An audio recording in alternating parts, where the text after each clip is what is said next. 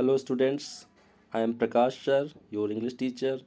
In this video, we will discuss the question answer based on comprehension and working with text. तो student इस video में हम लोग comprehension check से संबंधित क्वेश्चंस को समझेंगे, क्योंकि अगर क्वेश्चंस को हम लोग समझ लेते हैं तो उसका आंसर लिखने में हमें कोई प्रॉब्लम नहीं आती है। लेकिन अगर क्वेश्चन समझ में नहीं आया तो उसका आंसर भी नहीं समझ में आता है। तो सबसे पहले हम लोग फर्स्ट क्वेश्चन देखते हैं कॉम्प्रीहेंशन चेक का। The music master is making lovely music, read aloud the sentence in the text that express this idea. यानी म्यूज़िक मास्टर एक बहुत ही प्यारा संगीत बजा रहे हैं, तो इस आइडिया को एक्सप्रेस करने वाले सेंटेंस को ज़ोर से पढ़िए। तो इसका आंसर मैंने लिखा है, आप लोग उन्हें नोट डाउन कर लीजिएगा।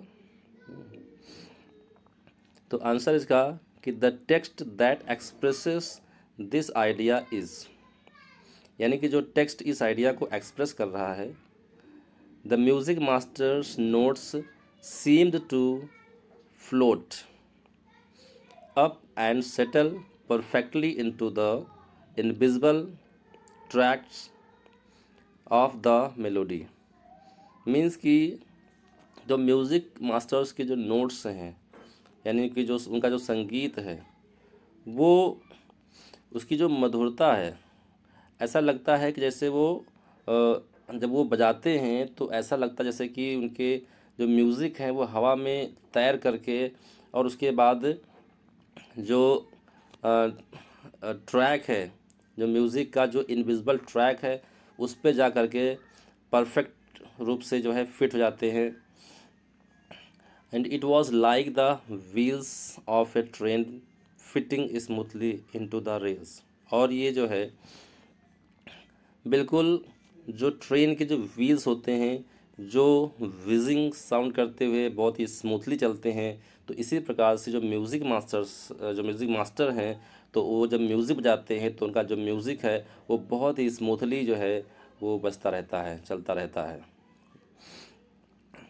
सेकंड क्वेश्चन है कि had the beggar come to Rukmani's house for the first time, give reason for your answer.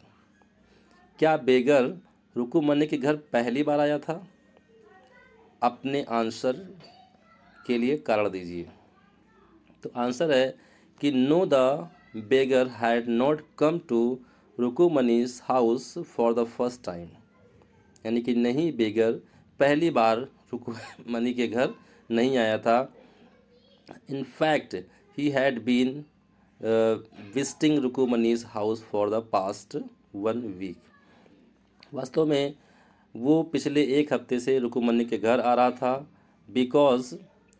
क्योंकि इस घर की जो महिलाएं थी, रुकुमणी के घर की जो महिलाएं थी, उनकी जनष्टी पे, उनकी दया पर जो है वो पिछला 1 हफ्ता उसने सरवाइव किया था। नेक्स्ट क्वेश्चन है कि a sharp V shaped line had formed between her eyebrows, What does it suggest to you about the रुकुमणि's mood? यानी कि रुकुमणी के आईब्रोज के बीच में वी शेप्ड लाइन बन जाती है, तो ये जो है रुकुमणी के मूड के बारे में क्या सजेस्ट करता है, क्या बताता है? तो आंसर इसका है कि a sharp V shaped line had formed between her eyebrows, यानी कि उसके आईब्रोज के बीच में एक वी शेप्ड लाइन बन जाती है, और ये सजेस्ट करती है कि रुकुमणी बहुत गुस्से में है। ठीक है, रुकुमणी बहुत गुस्से में थी। ओके स्टूडेंट्स, तो इसके बाद हम लोग देखते हैं वर्किंग विद द टेक्स्ट। यहाँ पे देखिए आप लोग, कुछ सेंटेंसेस दिए गए हैं, ये सेंटेंसेस इनकम्प्लीट हैं। ठीक है, क्वेश्चन गिवन है कि complete the following sentences, and the first one is कि Ravi compares Lalli's playing the violin too. यानी कि रवि लल्ली के वायलिन बजाने को कंपेयर करता है। तो किससे कंपेयर करता है बच्चों, आपको आंसर पता होगा, है ना, डिरेलिंग ऑफ द ट्रेन, यानी कि जो है ट्रेन के पटरी से उतरने से वो कंपेयर करता है ना। वो कहता है, रवि कहता है कि लल्ली का म्यूज़िक जो है हमेशा पटरी से उतर जाता है। सेकेंड है trying to hide beneath the tray of chillies Mahendran, यानी कि जो चिलीज़ का ट्रे था, जो मिर्चों का जो ट्रे था, उसके नीचे महेंद्रन ने छुपने की कोशिश की। एंड आगे हमें क्या पढ़ना है कि tipped a few chillies over himself, यानी कि उसने अपने ऊपर कुछ मिर्चें गिरा लिए। एंड मियाऊ ही हाउल्ड मजबली, और उसके बाद वो दुखपूर्वक चिल्लाया कि मियाऊ।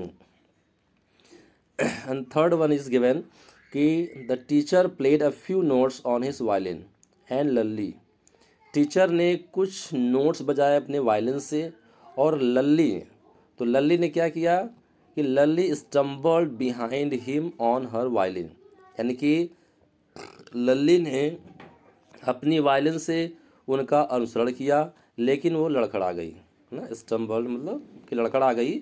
विच looked quite helpless and unhappy है, यानी वायलिन जो उसके हाथ में एकदम हेल्पलेस और अनहैप्पी से दिख रहे थे। फोर्थ को है कि the beggar said that kind ladies of the house hold, यानी कि उस घर की दयालु महिलाएं, बेगर ने कहा कि इस घर की दयालु महिलाएं क्या किया उन्होंने कि have helped him survive the last week, यानी उन्होंने उसकी हेल्प की पिछले वीक में, पिछले सप्ताह में उसे सरवाइव करने में।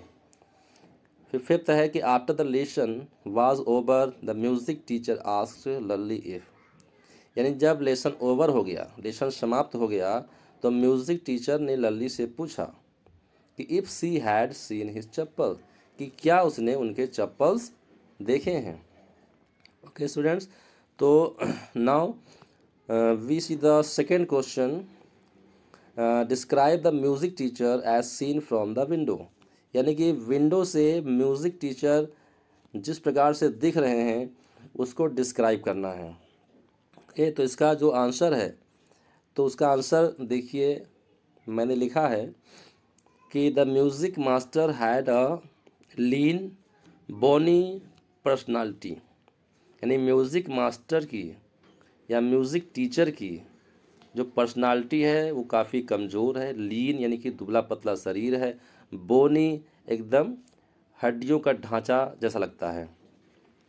And he was sitting with his back was teaching violin to Lalli, वो he was sitting with the back against the window, यानी कि कमरे के खिड़की के अगेंस्ट, यानी कि खिड़की की तरफ वो पीठ करके बैठे हुए हैं और वो लल्ली को वायलिन बजाना सिखा रहे हैं।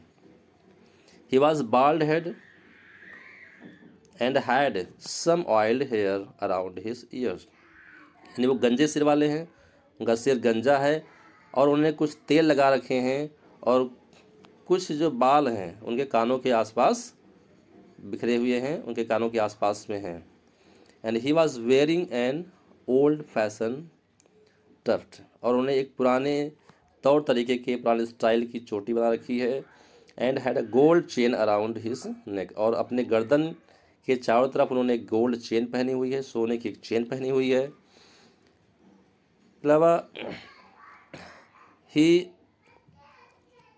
Also wear a diamond ring in his hand, इसके अलावा उन्होंने अपने हाथ में एक डायमंड रिंग यानी कि हीरे की अंगूठी पहनी हुई है। Okay, in his hand he was beating the floor with his malnutrition toe, और वो अपनी उंगलियों से, यहाँ पे उनकी उंगलियों को माल न्यूट्रिशन कहा गया है। माल न्यूट्रिशन मतलब कुपोषित, यानी कि उंगलियाँ बहुत पतली पतली हैं, लगता है कि जैसे वो कुपोषण का शिकार है। तो वो अपनी दुबली पतली उंगलियों से फर्श को धीरे धीरे पीट रहे हैं। तो ओके स्टूडेंट्स, अभी तक आप लोग यहाँ तक कर लीजिए। इसके आगे के क्वेश्चन आंसर मैं आपको नेक्स्ट वीडियो में दूंगा, उस पर हम लोग डिस्कस करेंगे। ओके, तब तक के लिए गुड बाय, थैंक यू।